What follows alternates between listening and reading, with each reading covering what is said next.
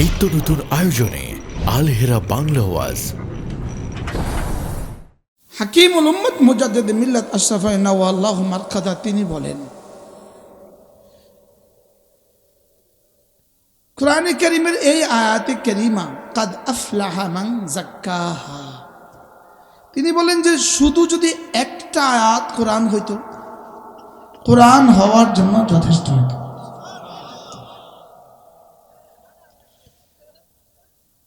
সোয়া লাখ আম্বিয়া আলাইহিমুস সালাতু ওয়াস সালামকে আল্লাহ তাআলা যাকে যা দিবেন বলে ওয়াদা করেছেন, বলেন কাকে কাকে?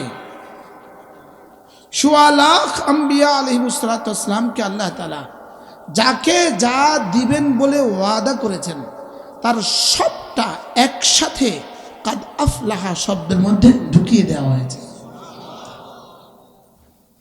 সুবহানাল্লাহ।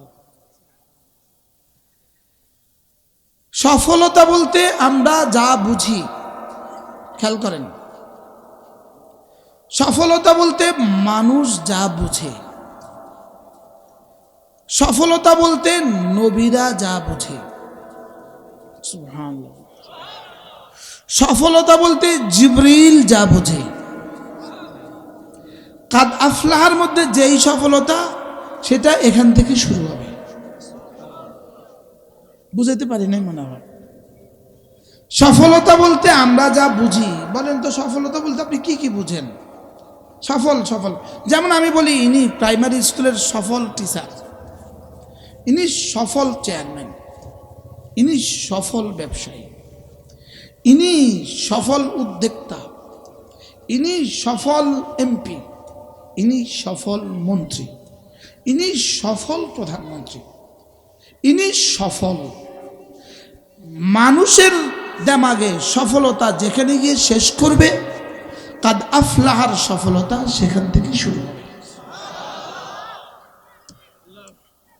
কাদ আফলাহা যেই সফলতার কথা বলা হচ্ছে, লা আইনুন রাআত ওয়ালা উযনুন সামিআত ওয়ালা খাতরা আলা কলবে বাশার, সেই সফলতা পৃথিবীর কোনো চোখ দেখে নাই, পৃথিবীর কোনো কান শুনে নাই, পৃথিবীর কোনো দিলে কল্পনাও আসে না। এবার বুঝে থাকলে বলুন তো সফলতাটা কেমন? সুবহানাল্লাহ বলে না? তিন বারের সফল মন্ত্রী, এখন হয়তো কলিকাতার ছোট্ট কোনো কামরায় দিন কালাতিপাত করছেন, সফল। ভেনেজুয়েলার সফল প্রেসিডেন্ট, তিনি এখন বিশ্বের কুখ্যাত জেলখানায় দিনাতিপাত করছেন, সফল। কিন্তু সফল, যেই সফলতার পরে ব্যর্থতা আসে এই সফলতা মূল সফলতা নয়। যেই সফলতার পরে মৃত্যু আসে এই সফলতা মূল সফলতা নয়। যেই সফলতার পরে দেশ ছেড়ে পালাতে হয় এই সফলতা সফলতা নয়। যেই সফলতার পরে জেলে যেতে হয় এই সফলতা সফলতা নয়। যেই সফলতার পরে আবার ব্যর্থতা আসে এই সফলতা সফলতা নয়। ওই সফলতাই সফলতা যেই সফলতার পরে আর মৃত্যু আসবে না, যেই সফলতার পরে জওয়ানি আর জীবনে জবাব দিবে না, যেই সফলতার পরে কাপড় জীবনে পুরাতন হবে না।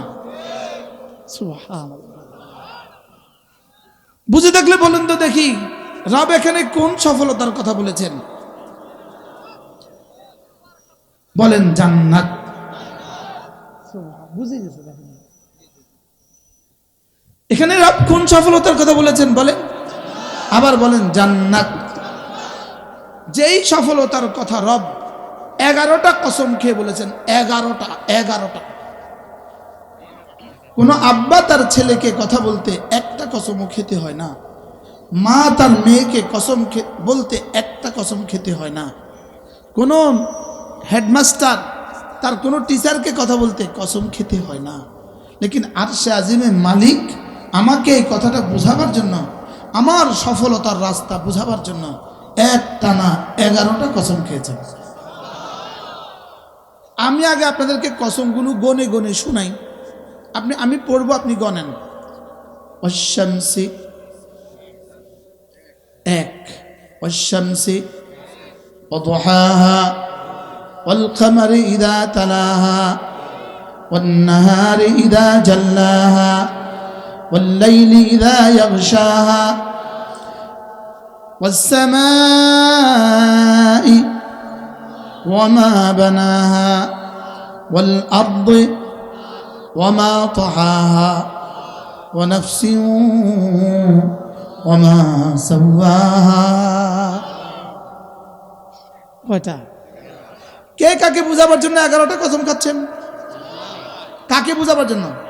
না আমাদের কেন, আমাকে। কাকে বুঝাবার জন্য বলেন? আমাকে। তিনি আমাকে বুঝাবার জন্য 11টা কসম খেয়েছেন। দেখেন, আমি সূর্যের কসম খেয়ে বলি, আমি সূর্যের আলোর কসম খেয়ে বলি, আমি চন্দ্রের কসম খেয়ে বলি, আমি দিনের কসম খেয়ে বলি, আমি রাতের কসম খেয়ে বলি, আমি আকাশের কসম খেয়ে বলি, আমি আকাশ বানানেওয়ালার কসম খেয়ে বলি, আমি জমিনের কসম খেয়ে বলি, আমি জমিন বিছানেওয়ালার কসম খেয়ে বলি। কয়টা হয়ে গেছে? 9টা। 9টার পরেও যদি বিশ্বাস না হয়, এবার রব্বে কারীম বলেন ওয়া নাফসিন, আমি না তোর কসম খেয়ে বলি।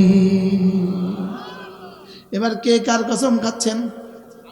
রব আমার কসম খাচ্ছেন। রব কার কসম খাচ্ছেন?